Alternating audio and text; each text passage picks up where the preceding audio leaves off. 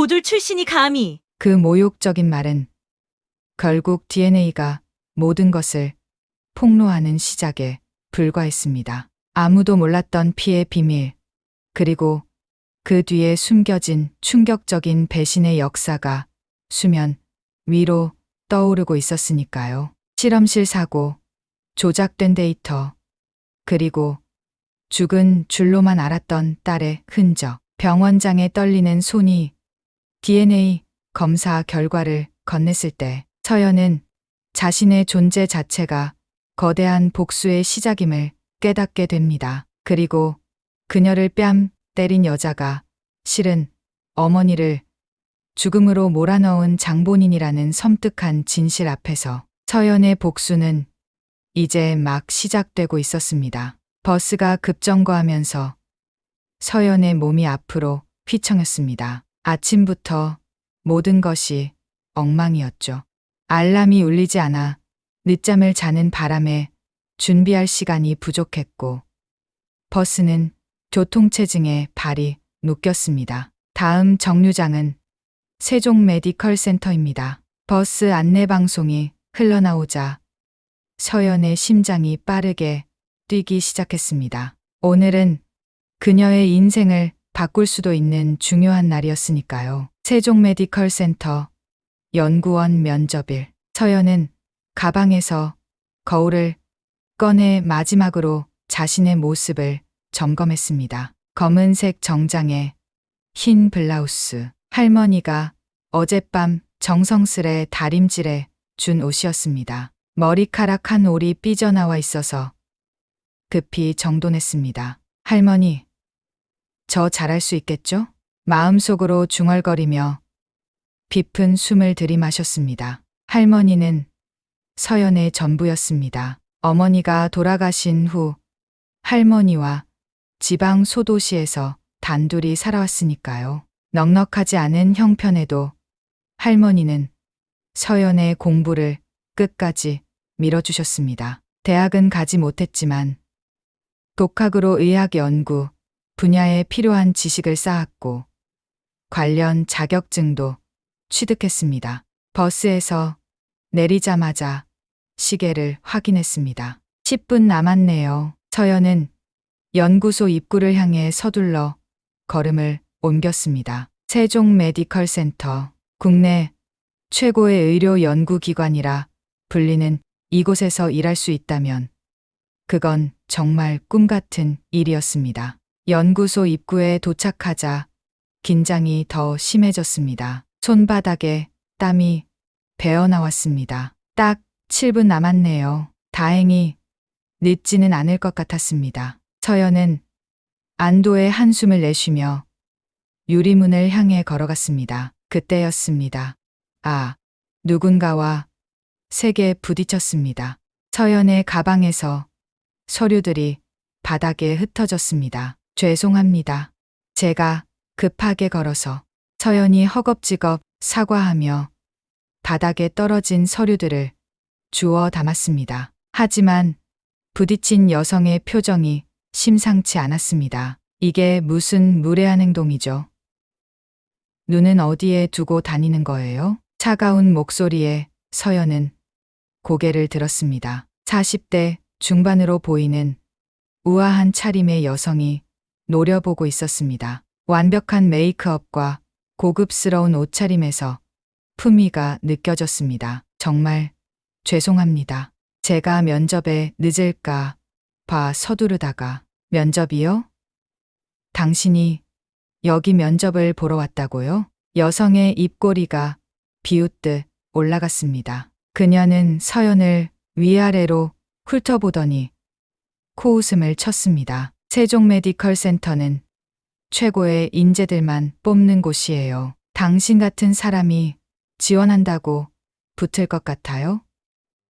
어디 학교를 나왔길래 이런 곳에 지원해요? 서연의 가슴이 철렁 내려앉았습니다. 목구멍까지 차오르는 말을 삼키며 입술을 깨물었습니다. 저는 고등학교를 졸업했습니다. 하지만 의학 연구 자격증이 있고. 고등학교요? 여성은 경멸의 눈빛으로 서연을 내려다보았습니다. 주변에 있던 사람들이 이쪽을 쳐다보기 시작했습니다. 부끄러움이 서연의 얼굴을 뜨겁게 달궜습니다. 우리 연구소에 고졸이 지원한다니 참 웃기네요. 당신 같은 사람이 우리 의학 연구소에서 뭘 할 수 있을 거라고 생각해요? 청소라도 하겠다는 거예요? 서연의 눈에 눈물이 맺혔지만 그녀는 꾹 참았습니다. 죄송합니다만 이제 가봐야 할 것 같습니다. 면접 시간이. 서연이 지나가려 하자 여성이 팔을 잡아챘습니다. 내 말이 끝나기 전에 가려고요? 이런 무례한 태도로 어디서 일하겠다는 거예요? 그리고 예상치 못한 일이 벌어졌습니다. 팡! 여성의 손이 서연의 뺨을 세게 때렸습니다. 갑작스러운 충격에 서연은 그 자리에 얼어붙었습니다. 주변이 순식간에 조용해졌습니다. 모든 사람들의 시선이 이쪽으로 쏠렸습니다. 뺨이 화끈거렸습니다. 너무 놀라 숨조차 제대로 쉬기 어려웠습니다. 최 원장님의 부인께서 또 누군가 작게 속삭이는 소리가 들렸습니다. 여성은 마지막으로 서연을 경멸하는 눈빛으로 쏘아본 뒤 우아한 걸음걸이로 사라졌습니다. 서연은 그 자리에 멍하니 서 있었습니다. 머릿속이 하얘졌습니다. 어떻게 해야 할지 알 수 없었습니다. 면접 시간은 다가오는데 뺨은 아프고 마음은 산산조각이 났습니다. 괜찮으세요? 누군가 다가와 물었습니다. 병원 유니폼을 입은 간호사였습니다. 예, 괜찮습니다. 서연은 쉰 목소리로 대답했습니다. 하지만 전혀 괜찮지 않았습니다. 뺨은 불타는 듯했고 자존심은 바닥에 떨어져 있었습니다. 저기, 면접실이 어디인지 알려주실 수 있을까요? 간호사는 동정어린 눈빛으로 서연을 바라보더니 연구동 방향을 가리켰습니다. 3층 회의실입니다. 그런데 괜찮으시겠어요? 뺨에 붉은 자국이. 서연은 화장실을 찾았습니다. 거울 속 자신의 모습을 보니 오른쪽 뺨에 선명한 손자국이 남아 있었습니다. 차가운 물로 얼굴을 적시고 심호흡을 했습니다. 이제 와서 포기할 수는 없어. 할머니를 위해서라도. 서연은 마음을 다잡았습니다. 그녀는 짧은 기도를 올렸습니다. 그리고 면접실을 향해 걸었습니다. 면접실에 들어서자 4명의 면접관이 앉아 있었습니다. 모두 중년의 남성들이었습니다. 그중 한 사람이 특히 눈에 띄었습니다. 다른 사람들과 달리 따뜻한 눈빛을 가진 60대 남성이었습니다. 박서연 씨, 맞으신가요? 서연은 고개를 끄덕였습니다. 네, 박서연입니다. 면접관들은 서연의 뺨에 남은 자국을 보았지만 아무도 언급하지 않았습니다. 그중 따뜻한 눈빛의 남성만이 잠시 눈썹을 찌푸렸습니다. 자리에 앉으세요. 저는 정태원 병원장입니다. 서연은 자리에 앉았습니다. 심장이 너무 빠르게 뛰어 면접관들에게도 들릴 것만 같았습니다. 질문들이 쏟아졌습니다. 예상했던 전문적인 질문들이었습니다. 서연은 준비해온 대로 최선을 다해 대답했습니다. 하지만 계속해서 뺨이 화끈거리는 느낌이 집중을 방해했습니다. 박서연 씨, 학력이 고등학교 졸업으로 되어 있네요. 한 면접관이 지적했습니다. 서연의 가슴이 조여들었습니다. 네, 그렇습니다.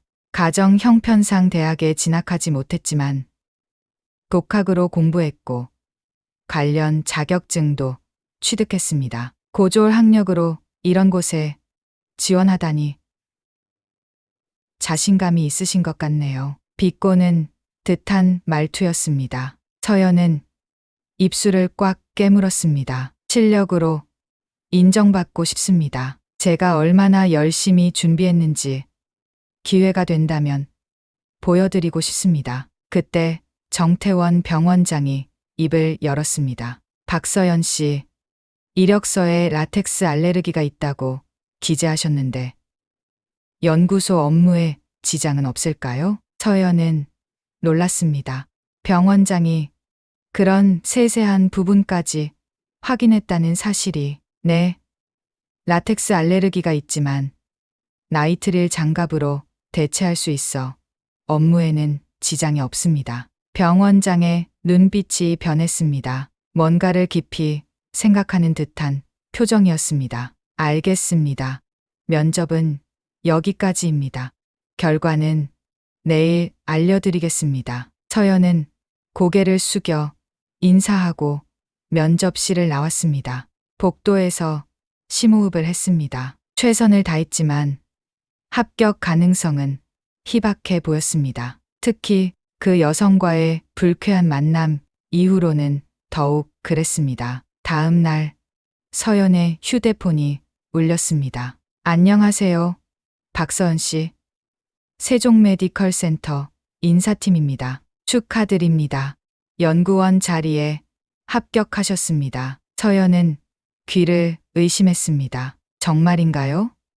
제가 합격이라고요? 네, 맞습니다. 정태원 병원장님의 특별 추천으로 합격하셨습니다. 다음 주 월요일부터 출근하시면 됩니다. 전화를 끊은 서연은 믿을 수 없어 멍하니 서 있었습니다. 병원장의 특별 추천이라니 왜 그런 결정을 내렸을까요? 월요일 첫 출근일. 서연은 일찍 도착했습니다. 아직 연구소에는 아무도 없었습니다. 서연은 조용히 자신의 자리를 정리하고 실험 기구들을 살펴보기 시작했습니다. 유리 비커와 플라스크를 맨손으로 정리하고 있을 때 누군가 연구실 문을 열었습니다. 벌써 와서 일하고 있군요.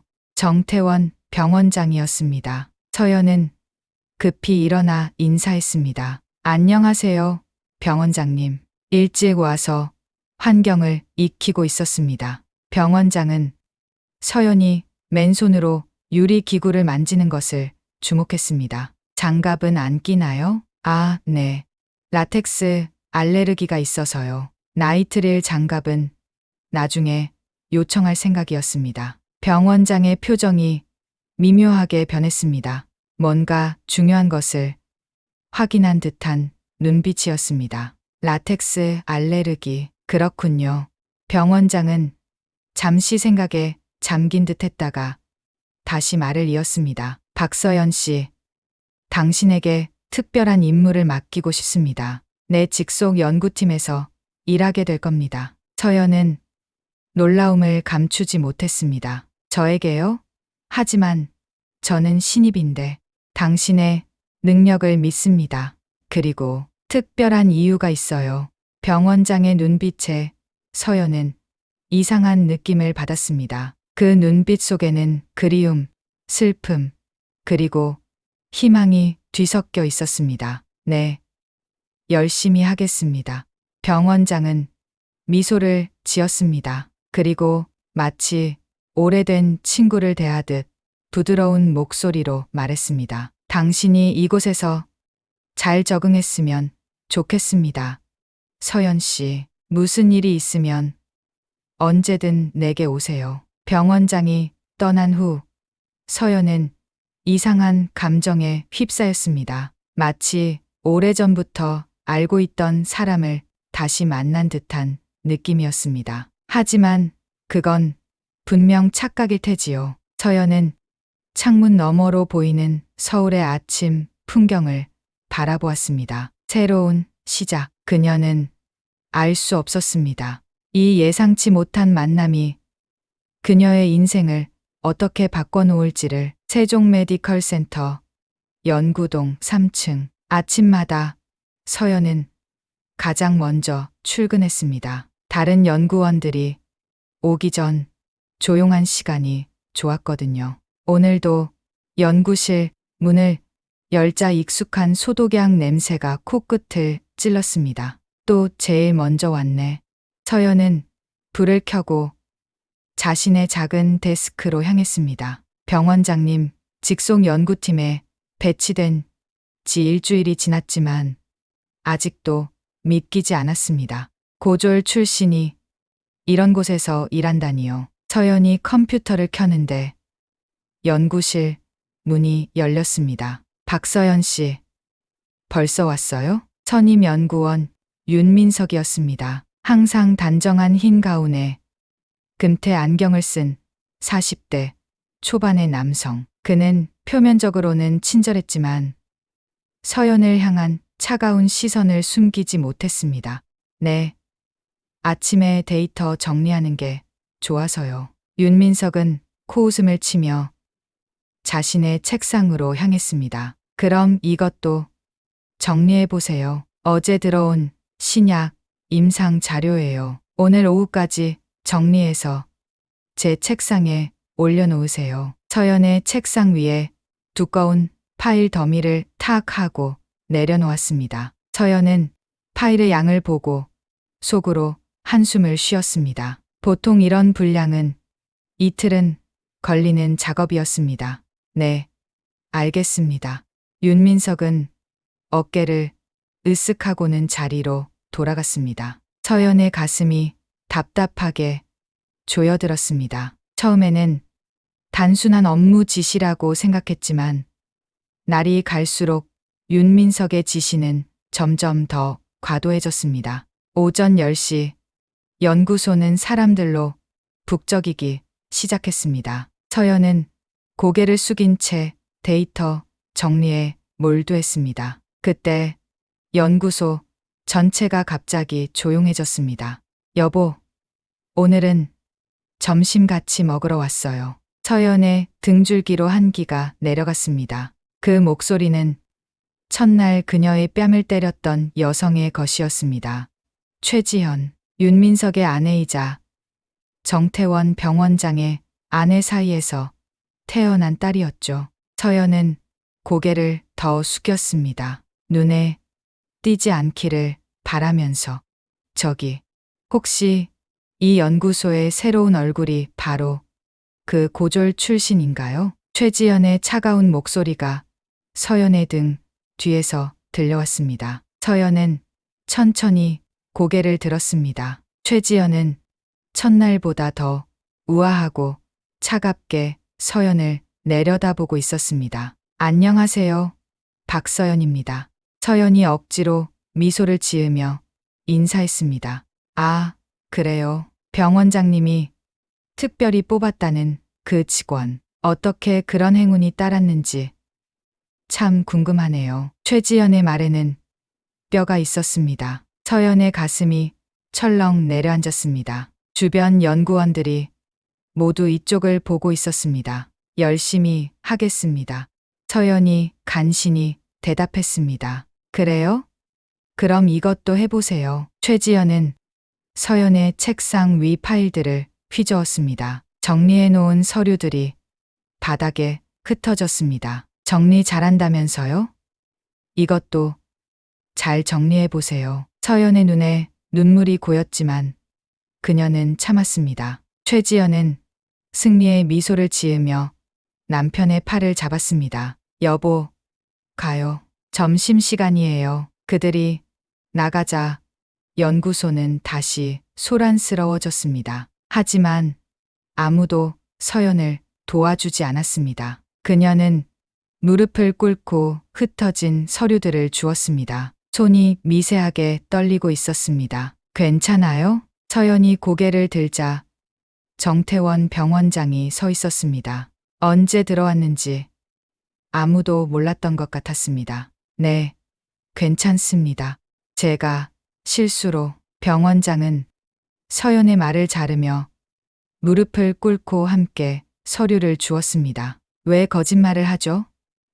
내가 다 봤어요. 서연은 말문이 막혔습니다. 눈물이 다시 고였습니다. 죄송합니다. 문제를 일으키고 싶지 않아서. 병원장은 깊은 한숨을 내쉬었습니다. 당신은 문제를 일으킨 게 아니에요. 최지연이 그런 행동을 한 것에 대해 내가 사과합니다. 연구소 전체가 다시 조용해졌습니다. 병원장이 직접 서류를 줍는 모습에 모두가 놀란 표정이었습니다. 오늘 저녁 내 사무실로 와요. 중요한 연구 자료를 검토해야 할 것이 있습니다. 병원장은 서연의 어깨를 가볍게 토닥인 후 자리를 떠났습니다. 그의 따뜻한 손길에 서연의 마음이 복잡해졌습니다. 왜 이렇게 자신에게 친절한 걸까요? 점심시간 서연은 구내식당 구석에 혼자 앉아 식사를 했습니다. 다른 연구원들은 그녀를 멀리했습니다. 병원장의 특별 대우를 받는 고졸 출신, 그들의 시선이 따가웠습니다. 여기 앉아도 될까요? 젊은 여성 연구원이 서연의 테이블에 다가왔습니다. 네, 물론이죠. 서연은 반가움에 얼굴이 환해졌습니다. 저는 김미래예요. 다른 팀이지만 옆 연구실에서 일해요. 미래는 밝은 미소로 자신을 소개했습니다. 박서연입니다. 알아요. 모두 알고 있어요.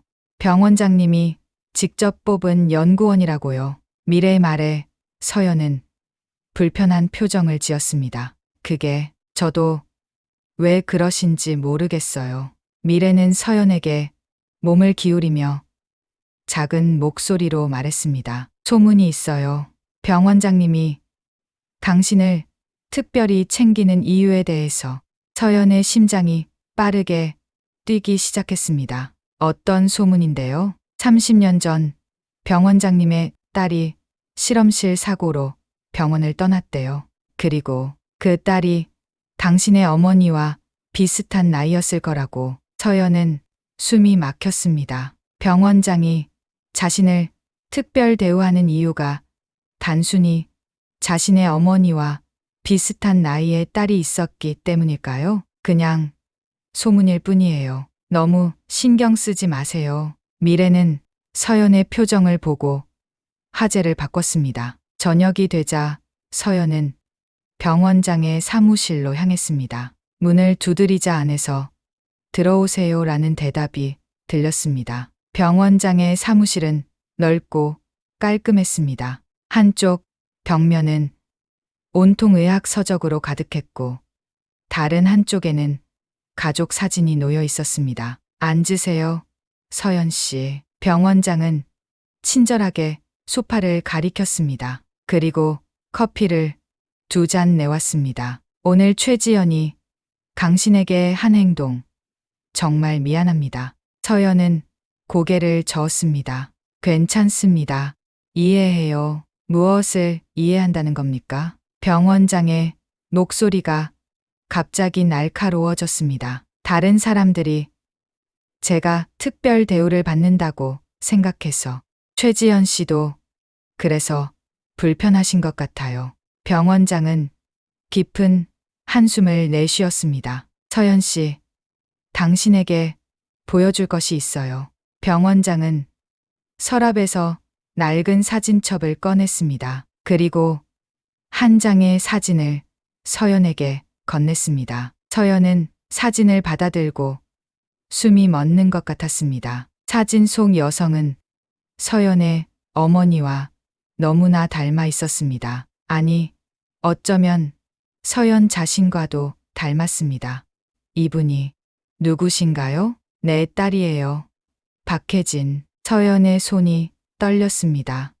박혜진. 그녀의 어머니와 같은 성씨였습니다. 30년 전 이 병원 연구소에서 큰 사고가 있었어요. 내 딸은 그 사고 후 병원을 떠났습니다.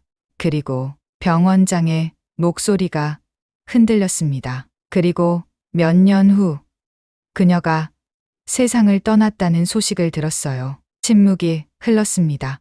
서연은 무슨 말을 해야 할지 몰랐습니다. 서연 씨, 당신의 어머니는 어떤 분이셨나요? 예상치 못한 질문에 서연은 놀랐습니다. 제 어머니는 제가 6살 때 돌아가셨어요. 할머니가 말씀하시길 어머니는 항상 저에게 넌 특별한 아이라고 하셨대요. 병원장의 눈에 눈물이 고였습니다. 당신이 처음 면접에 왔을 때 라텍스 알레르기가 있다고 했죠? 네, 어렸을 때부터요. 내 딸도 라텍스 알레르기가 있었어요. 서연의 가슴이 쿵쾅거렸습니다. 무슨 뜻인지 감이 오기 시작했습니다. 병원장은 책상으로 돌아가 컴퓨터 화면을 보았습니다. 화면에는 서연의 인사 기록이 떠 있었습니다. 당신의 생년월일, 내 딸이 병원을 떠난 지 정확히 1년 후예요. 서연은 숨을 크게 들이마셨습니다. 머릿속이 복잡했습니다. 병원장님, 무슨 말씀을 하시려는 건가요? 병원장은 다시 서연에게 다가왔습니다. 그리고 조용히 말했습니다. 서연 씨, 당신이 내 손녀일 가능성이 있어요. 서연의 세계가 흔들렸습니다. 이게 무슨 말도 안 되는 소리인가요?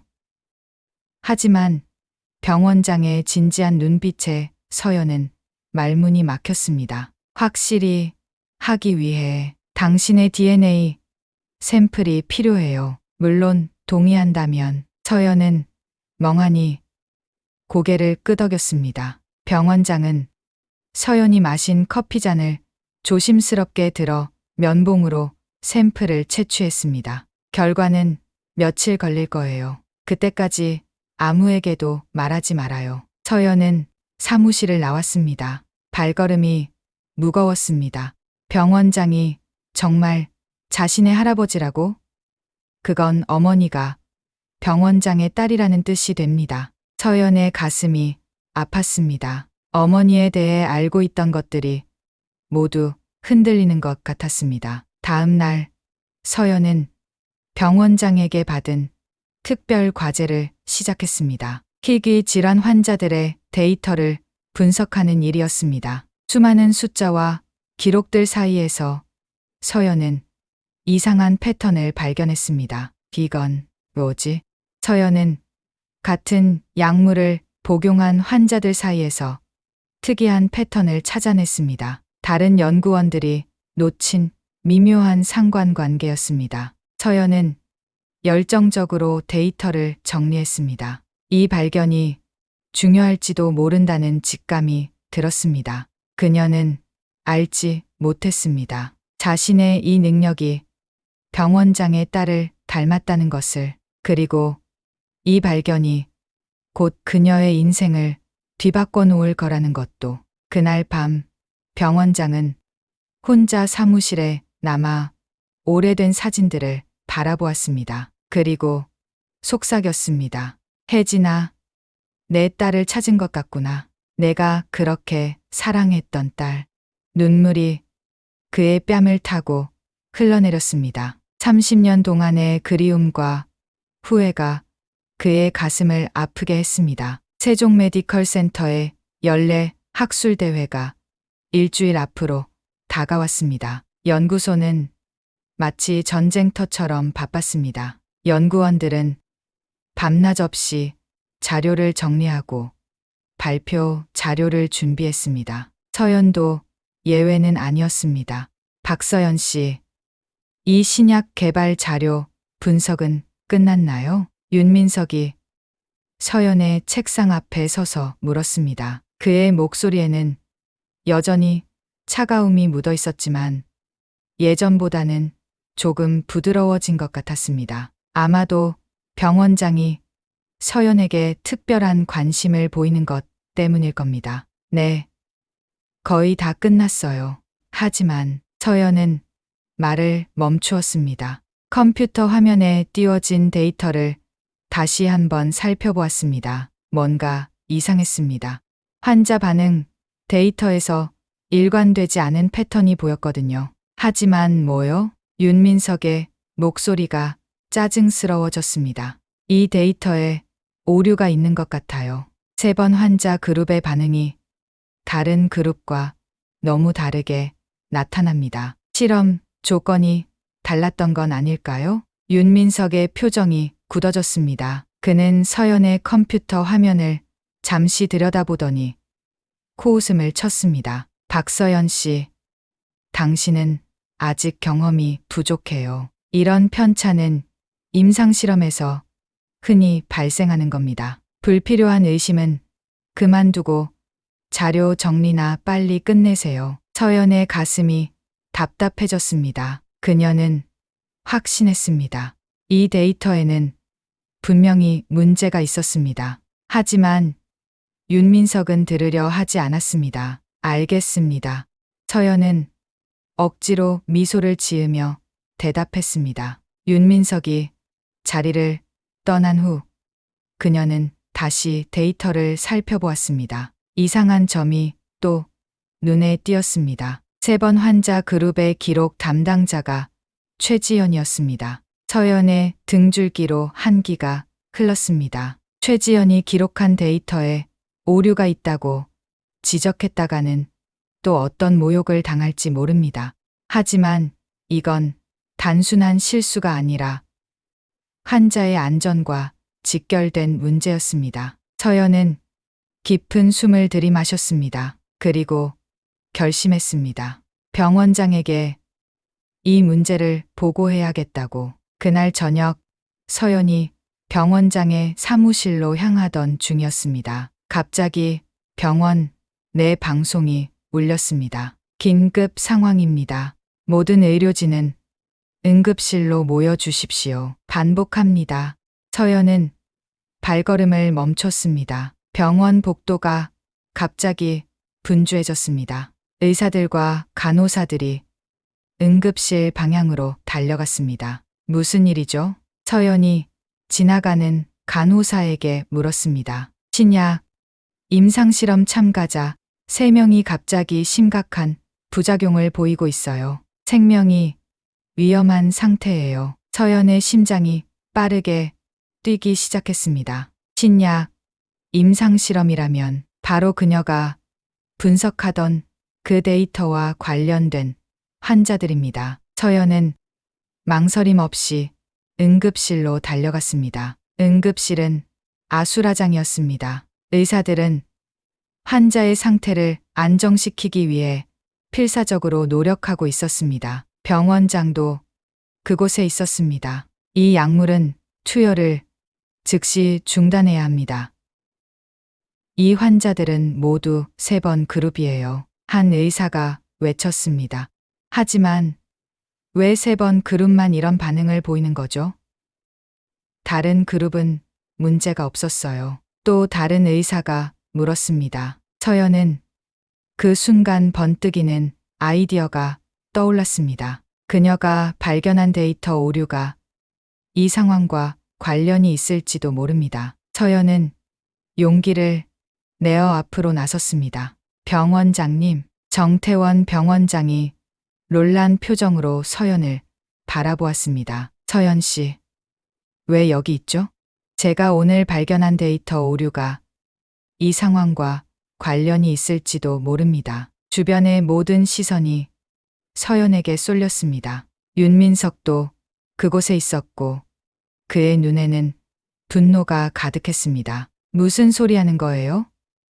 지금 환자들이 위급한 상황에서. 윤민석이 서연을 향해 소리쳤습니다. 하지만 병원장은 손을 들어 그를 제지했습니다. 말해보세요, 서연 씨. 서연의 목소리가 떨렸지만 그녀는 용기를 내어 말했습니다. 3번 환자 그룹의 초기 알레르기 반응 데이터가 누락되어 있었습니다. 그래서 이 신약에 알레르기가 있는 환자들이 실험군에 포함됐을 가능성이 높습니다. 병원장의 눈이 커졌습니다. 그래서 내게 보고하러 오고 있었군요. 서연은 고개를 끄덕였습니다. 네.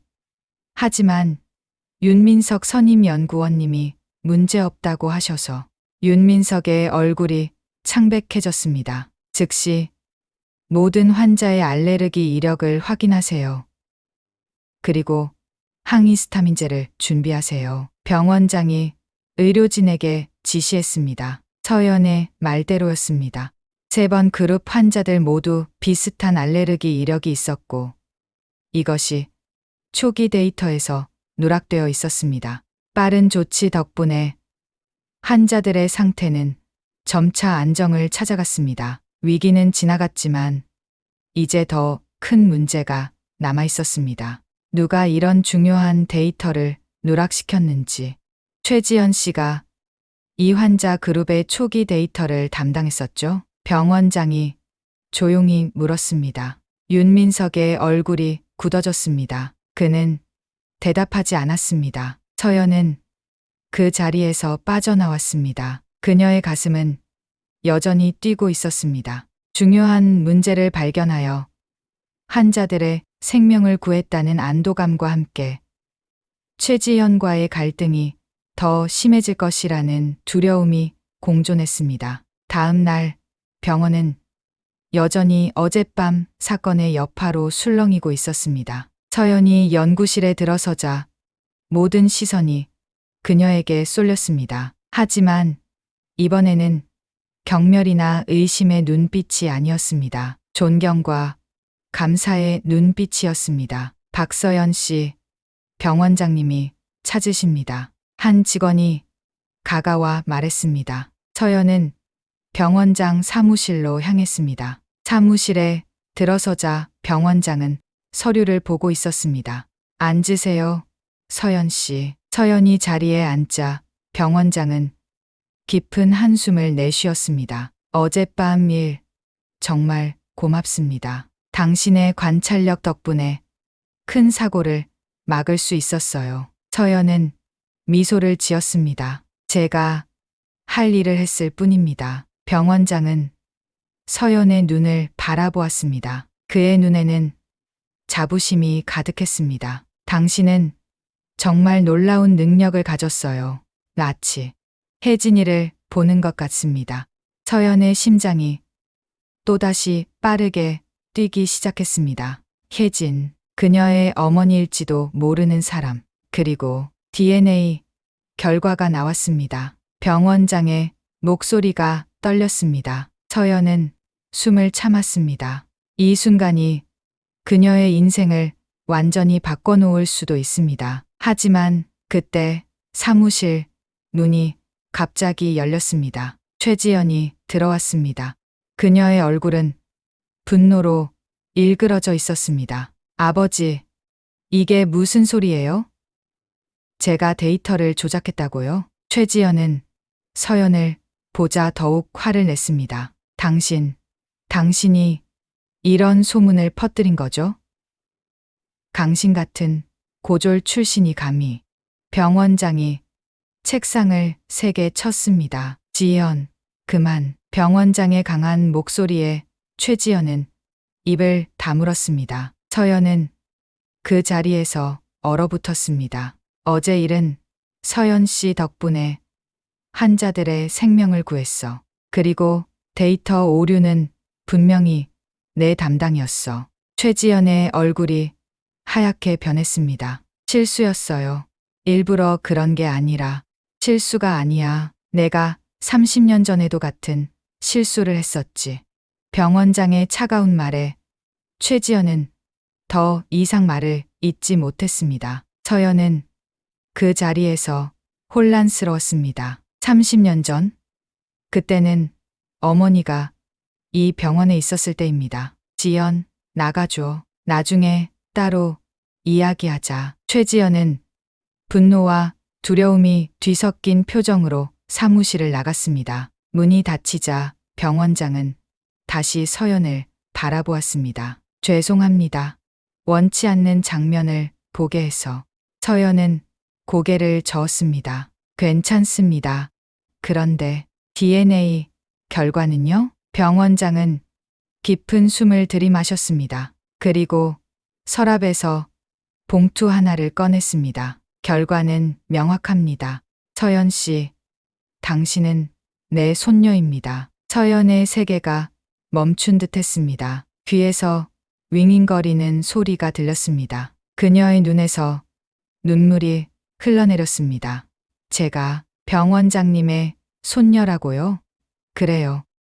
혜진이 내 딸이 당신의 어머니였어요. 서연의 마음속에 복잡한 감정이 몰려왔습니다. 기쁨, 슬픔, 혼란, 분노가 한꺼번에 밀려왔습니다. 그럼 왜 어머니는 절 데리고 떠나셨나요?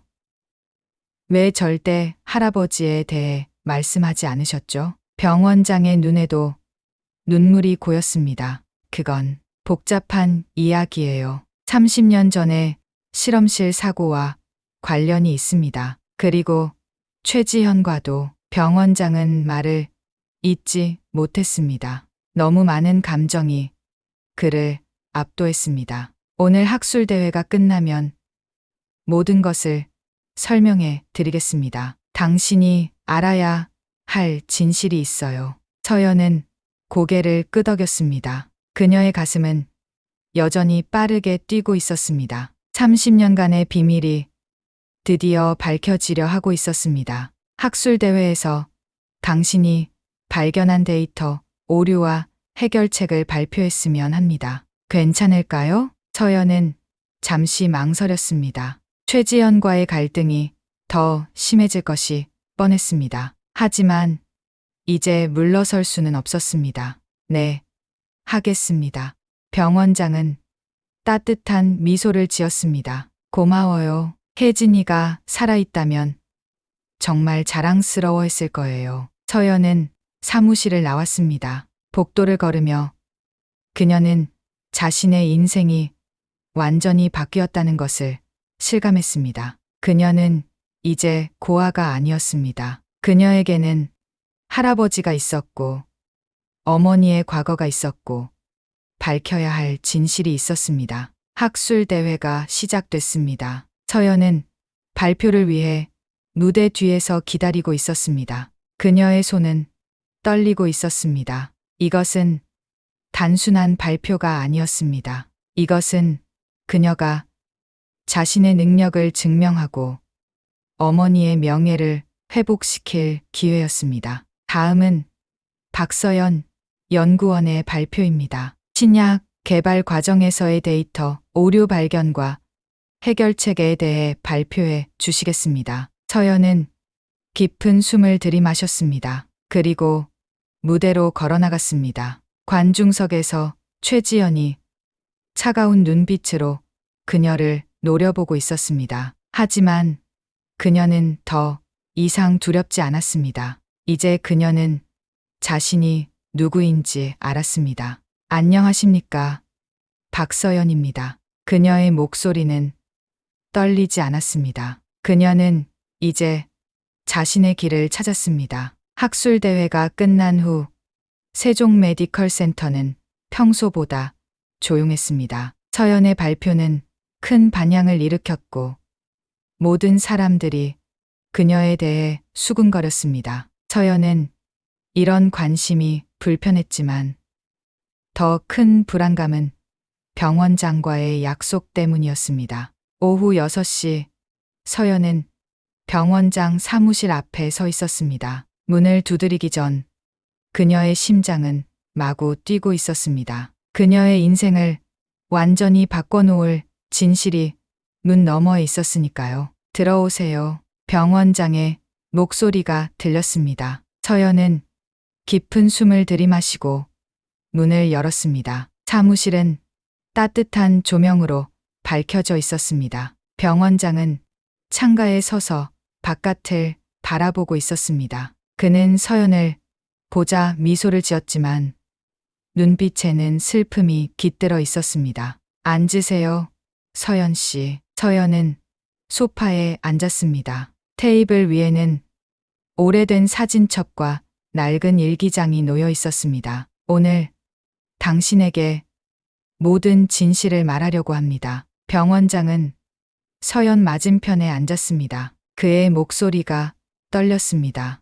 제가 정말 병원장님의 손녀인가요? 서연의 목소리도 마찬가지로 떨렸습니다. 병원장은 천천히 고개를 끄덕였습니다. 틀림없어요. DNA 검사 결과도 그렇고 당신의 눈빛, 그 특별한 관찰력까지 모두 혜진이를 닮았어요. 병원장은 사진첩을 펼쳤습니다. 젊은 여성의 사진이 나왔습니다. 서연과 너무나 닮은 얼굴이었습니다. 같은 눈매, 같은 미소, 마치 거울을 보는 것 같았습니다. 이게 제 어머니인가요? 서연의 눈에 눈물이 고였습니다. 그녀는 어머니의 얼굴을 거의 기억하지 못했습니다. 할머니가 보여주던 몇 장의 흐릿한 사진이 전부였으니까요. 네, 박혜진이에요. 내 딸이자 당신의 어머니입니다. 병원장의 목소리가 떨렸습니다. 그는 천천히 일기장을 넘기기 시작했습니다. 30년 전 이 병원에서 큰 실험실 사고가 있었어요. 연구 중이던 신약 물질이 폭발하여 3명의 연구원이 다쳤죠.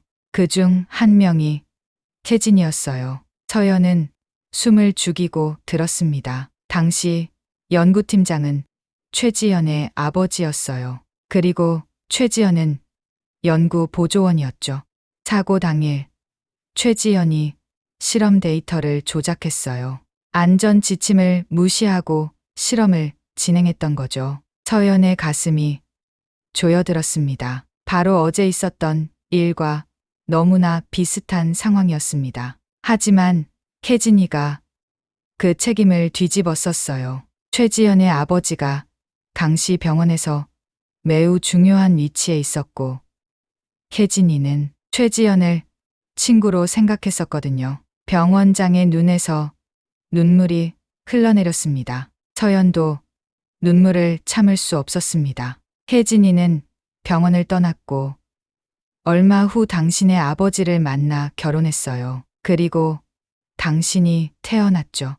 하지만 병원장은 말을 잊지 못했습니다. 너무 고통스러운 기억인 듯했습니다. 당신이 2살 때 당신의 아버지가 교통사고로 돌아가셨어요. 그리고 혜진이는 혼자 당신을 키우다가 병에 걸려 세상을 떠났죠. 서연의 눈물이 볼을 타고 흘러내렸습니다. 그녀의 가슴 속에서 무언가가 아프게 조여들었습니다. 어머니는 왜 할아버지에게 연락하지 않으셨나요? 병원장은 깊은 한숨을 내쉬었습니다. 혜진이는 자존심이 강했어요. 그리고 내가 최지연의 아버지 편을 들었다고 생각했던 것 같아요. 사실 나는 진실을 몰랐어요. 최근에서야 최진희의 일기를 발견하고 모든 것을 알게 됐죠. 서연은 혼란스러웠습니다. 그녀의 머릿속에 수많은 질문이 맴돌았습니다. 그럼 할머니는 알고 계셨나요? 제가 병원장님의 손녀라는 사실을? 병원장은 고개를 끄덕였습니다. 네, 알고 계셨어요. 하지만 혜진이의 뜻을 존중해서 말씀하지 않으셨던 거예요. 그리고 내가 당신을 찾아낸 것도 할머니 덕분이었어요. 할머니가 당신의 지원서를 제게 보내셨거든요. 서연의 마음에 따뜻한 기운이 번졌습니다. 할머니의 사랑이 이렇게까지 깊었다니요. 이제 어떻게 해야 할까요? 서연이 물었습니다. 병원장은 그녀의 손을 꼭 잡았습니다. 이제는 진실을 모두에게 알리고 싶어요. 그리고 최지연과 윤민석에게도 과거의 잘못을 바로잡게 하고 싶습니다. 괜찮을까요? 서연은 잠시 생각했습니다. 그리고 고개를 끄덕였습니다. 네, 진실은 밝혀져야 합니다. 그 순간 사무실 문을 두드리는 소리가 들렸습니다. 들어오세요. 윤민석과 최지연이 들어왔습니다. 2사람 모두 긴장한 표정이었습니다. 특히 최지연의 얼굴은 창백했습니다. 앉으세요. 2분. 병원장의 목소리는 차갑고 단호했습니다. 2사람은 서연의 맞은편 소파에 앉았습니다. 서연의 가슴이 불안하게 뛰었습니다. 오늘 2분을 부른 이유는 2가지입니다. 첫째, 어제 있었던 데이터 오류 사건과 둘째, 30년 전 있었던 실험실 사고에 관한 것입니다. 최지연의 얼굴이 더욱 창백해졌습니다. 윤민석은 혼란스러운 표정이었습니다. 그리고 박서연 씨의 정체에 대해서도 알려드리려고 합니다. 병원장은 천천히 일어나 창가로 걸어갔습니다. 그리고 진지한 목소리로 말을 이었습니다. 박서연 씨는 내 손녀입니다. 내 딸 박혜진의 딸이죠. 윤민석과 최지연의 눈이 커졌습니다. 둘 다 충격을 받은 표정이었습니다. 그리고 최지연 씨, 당신은 30년 전 실험실 사고의 진짜 책임자였습니다. 그 책임을 태진이가 대신 져주었죠. 최지연의 얼굴에서 핏기가 완전히 사라졌습니다. 그녀의 손이 떨리기 시작했습니다. 아버님, 그게 무슨, 다 알고 있어요. 혜진이의 일기와 당시 증인들의 증언을 통해 확인했습니다. 병원장은 테이블 위에 놓인 서류 한 장을 최지연에게 건넸습니다. 그것은 오래된 실험 기록이었습니다. 이건 당신이 조작한 데이터입니다. 그리고 어제도 똑같은 실수를 했군요. 최지연은 말문이 막혔습니다. 그녀의 눈에서 눈물이 흘러내렸습니다. 정말 죄송합니다. 그때는 너무 어리고 무책임했어요. 그리고 어제는 단순한 실수였습니다. 일부러 그런 게 아니에요. 윤민석은 혼란스러운 표정으로 아내를 바라보았습니다. 지연, 내가 정말? 최지연은 고개를 숙였습니다. 그녀의 어깨가 흔들렸습니다. 미안해요. 민석 씨, 그리고 서연 씨, 정말 미안합니다. 제가 얼마나 당신에게 못되게 굴었는지. 서연은 복잡한 감정에 휩싸였습니다. 분노, 슬픔, 동정심이 뒤섞였습니다. 그녀의 어머니가 이 여자 때문에 병원을 떠나야 했고, 그로 인해 서연은 할아버지를 모른 채 자라야 했습니다. 정말 미안해요. 용서해 주실 수 있을까요? 최지연은 서연을 바라보며 간절히 물었습니다. 서연은 잠시 침묵했습니다. 그리고 천천히 입을 열었습니다. 지금 당장은 잘 모르겠어요. 하지만 언젠가는 용서할 수 있을 것 같습니다. 병원장은 고개를 끄덕였습니다. 그는 다시 자리에 앉으며 말했습니다. 두 분에게 내릴 조치가 있습니다. 윤민석 선임연구원은 6개월간 지방병원으로 파견, 근무를 가게 될 것입니다. 그곳에서 의료 사각지대, 환자들을 돌보는 일을 맡게 될 거예요. 윤민석은 놀랐지만 순순히 받아들이는 표정이었습니다. 최지연 씨는 1년간 해외 의료봉사단에서 활동하게 될 것입니다. 그곳에서 진정한 의료인의 소명을 깨닫길 바랍니다. 최지연도 고개를 끄덕였습니다. 그녀의 표정에는 후회와 함께 안도감이 보였습니다. 그리고 내일 아침 전체 직원회의를 소집할 예정입니다. 그 자리에서 서연 씨의 정체를 공식적으로 발표할 겁니다. 서연의 가슴이 철렁 내려앉았습니다. 그녀는 급히 입을 열었습니다. 병원장님, 그건 걱정 마세요. 당신은 여전히 당신의 능력으로 평가받을 겁니다. 내 손녀라는 이유로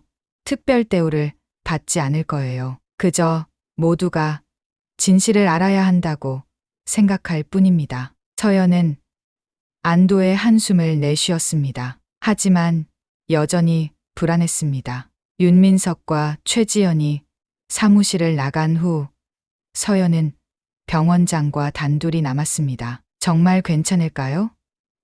제 신분이 공개되면 다른 직원들이 저를 보는 시선이 완전히 달라질 텐데요. 병원장은 서연의 손을 부드럽게 잡았습니다. 서연 씨, 당신은 이미 능력을 증명했어요. 어제 환자들의 생명을 구한 것도 오늘 학술대회에서의 훌륭한 발표도 모두 당신의 실력이었습니다. 서연은 여전히 불안했습니다. 그녀의 눈에 다시 눈물이 고였습니다.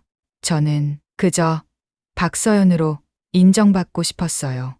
누구의 손녀도 누구의 딸도 아닌 그냥 저 자신으로. 병원장의 눈빛이 따뜻해졌습니다. 그리고 당신은 이미 그렇게 인정받았어요.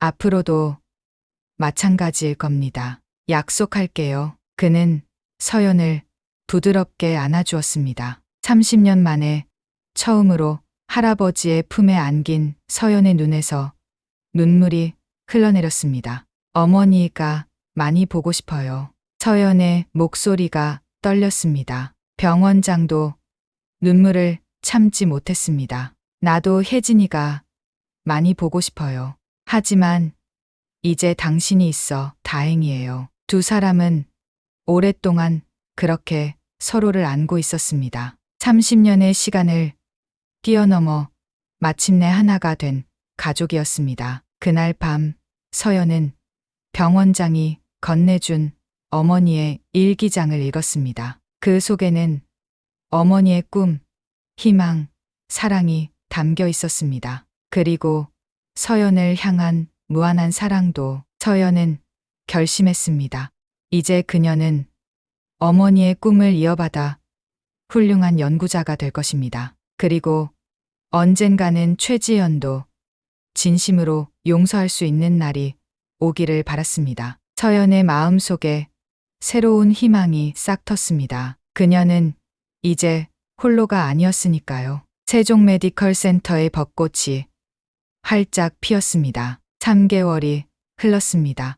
봄바람이 연구소 창문을 살랑이며 스쳐갔습니다. 서연은 자신의 연구실에서 마지막 데이터를 검토하고 있었습니다. 이제 그녀는 제법 익숙해진 하얀 가운을 입고 있었습니다. 박서연 연구원님, 회의 시간이 5분 남았습니다. 비서의 목소리에 서연은 고개를 들었습니다. 이제 그녀는 자신의 연구팀을 이끄는 주임 연구원이 되어 있었습니다. 신분이 밝혀진 후에도 병원장은 약속을 지켰습니다. 서연은 오직 자신의 능력으로 평가받았고 그 능력은 모두를 놀라게 했습니다. 네, 곧 가겠습니다. 서연은 컴퓨터 화면에 띄워진 연구 결과를 마지막으로 확인했습니다. 자가면역 질환 치료를 위한 신약 개발 프로젝트. 서연이 주도한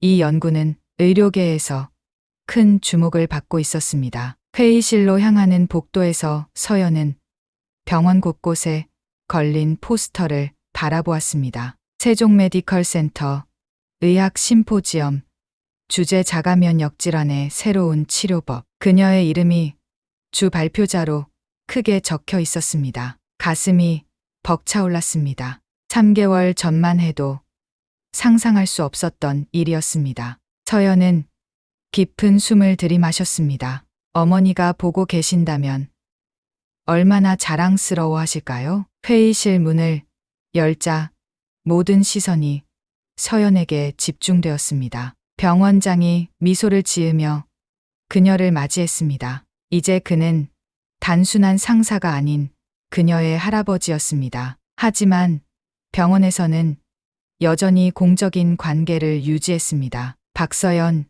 연구원, 연구 진행 상황을 발표해 주시겠습니까? 서연은 자신감 있게 앞으로 나섰습니다. 그녀의 발표가 끝난 후 회의실은 박수 소리로 가득 찼습니다. 그 중에서도 가장 열렬한 박수는 회의실 뒤쪽에 앉아있던 젊은 여성 연구원에게서 나왔습니다. 회의가 끝나고 그 젊은 연구원이 서연에게 다가왔습니다. 안녕하세요. 박서연 선배님. 저는 이번에 입사한 김지민이라고 합니다. 선배님 연구에 정말 감명받았어요. 서연은 지민의 밝은 눈빛에서 자신의 과거 모습을 보는 듯했습니다. 처음 이곳에 왔을 때의 열정과 두려움이 공존하던 그 시절 고마워요. 무슨 도움이 필요하면 언제든 말해요. 사실 선배님처럼 연구자가 되는 게 제 꿈이에요. 조언을 구할 수 있을까?